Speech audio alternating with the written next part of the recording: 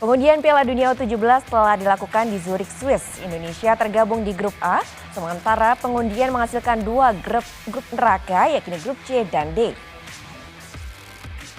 Berdasarkan hasil undian Piala Dunia U17 2023, Indonesia tergabung di grup A. Garuda Muda tergabung bersama Ekuador yang dipercaya akan menjadi lawan tangguh.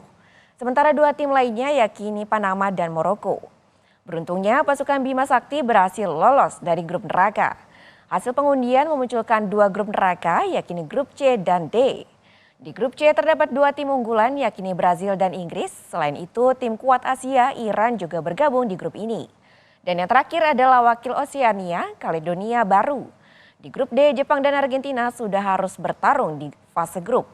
Sementara dua kontestan lainnya yakni Polandia dan Senegal, Piala Dunia U17 akan digelar di Indonesia 10 November hingga 2 Desember mendatang.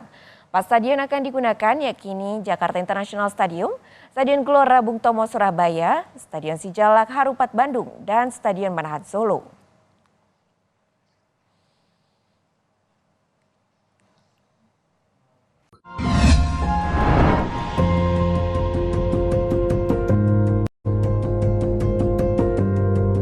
Kompas TV, Rumah Pemilu.